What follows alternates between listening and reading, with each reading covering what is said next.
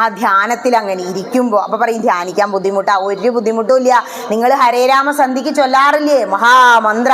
ഒരു നിയമവും നോക്കാൻ ഏത് പെലയിലും ചൊല്ലാം. അപ്പൊ ഹരേരാമ ചൊല്ലുമ്പോ ഭഗവാന്റെ കേശാദിപാദം ആദ്യം ഹരേ രാമ ചൊല്ലുമ്പോ ഭഗവാന്റെ കാലുകളെ, ഭഗവാന്റെ കിങ്ങിണി, ഭഗവാന്റെ കാൽമുട്ടുകളെ, ഭഗവാന്റെ തുട, ഭഗവാന്റെ അരക്കെട്ട്, ഭഗവാന്റെ അരഞ്ഞാണം, ഭഗവാന്റെ മഞ്ഞപ്പട്ട്, ഭഗവാന്റെ ആലിലെ വയറ്, ഭഗവാന്റെ വിശാലമായ നെഞ്ചിൻ കൂടെ, ഭഗവാന്റെ തുളസിമാല, ഭഗവാന്റെ ശ്രീവത്സം, ഭക്തവാത്സല്യം വിളിച്ചോതുന്ന ശ്രീവത്സം, ഭഗവാന്റെ കയ്യിലെ സുദർശന ചക്രം, ഭഗവാന്റെ കയ്യിലെ ശംഖ് ചക്രഗദാ പത്മങ്ങൾ, അത് കഴിഞ്ഞാൽ ഭഗവാന്റെ സുന്ദരമായ താടി, മൂക്ക്, സുന്ദരമായ നാസിക, ഉയർന്ന നാസിക, മകരകുണ്ടലങ്ങൾ വിളങ്ങുന്ന താടി, കവിളല്ലുകൾ, കരുണാമയനായ കരുണാസമുദ്രമായ കണ്ണുകൾ, ഉലകം സൃഷ്ടിച്ച് സംഹരിക്കുന്ന വളഞ്ഞ പുരികക്കൊടികൾ, നെറ്റിത്തടം, കുറുനിരകൾ, ഭഗവാന്റെ സൂര്യകോടി പ്രഭയുള്ള ആ ഒരു കിരീടം, മയിൽപ്പീലി. ഇത്രയുള്ളൂ ധ്യാനം. എന്നിട്ട് പിന്നെയും ഹരേരാമ ചൊല്ലുമ്പോൾ കീഴ്പ്പെട്ടന്നെ. ഇത്ര ധ്യാനിച്ച ഭഗവാന്റെ കൂടെ ഇല്ലേ നമ്മളെന്താണോ ചിന്തിച്ചുകൊണ്ടിരിക്കുന്നത് അത് തന്നെയായി മാറും.